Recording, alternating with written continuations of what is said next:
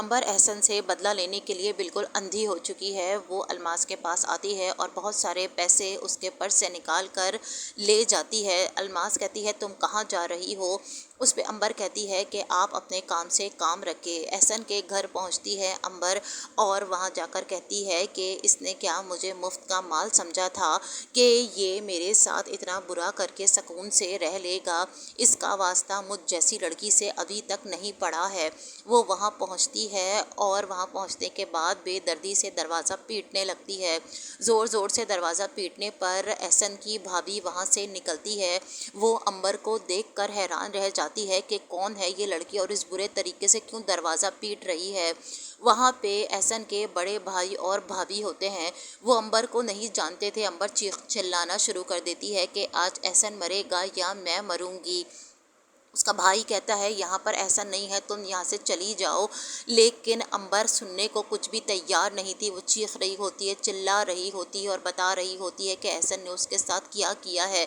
इन्हीं हालात को देखते हुए एहसन की भाभी उसकी वीडियो बना लेती है और उसकी वीडियो बहुत जल्द वो डालने वाली है उसे बदनाम करने के लिए। अंबर चीख चिल्ला रही होती है। उसका भाई उसे धक्के देकर वहाँ से बाहर निकालता है।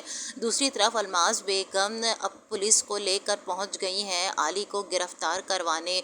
लेकिन अंबर सुंबुल कहती है कि ममा मैं बहुत खुश हूँ आली के साथ, पुलिस इंस्पेक्टर से आप यहाँ से चले जाएं। मेरी माँ अपनी ज़िद और अना में अंधी हो चुकी है। और सुंबुल वहाँ से भेज देती है पुलिस वालों को और कहती है कि ममा आपको क्या हो गया है, आखिर आप कब मेरा पीछा छोड़ेंगी। नेहा की भी बुरे तरीके से दुश्मन बनी हुई है और कहती है तुम बांझ हो, तुम्हारा तो मैं बंदोबस्त करती हूँ और दूसरी शादी करवाती हूँ अपने बेटे की। आसिम भी अपने माँ की हरकतों की वजह से बहुत परेशान है। एक लड़की जो आली की दोस्त है वो पहुँच जाती है सुंबुल को जलाने के लिए घर।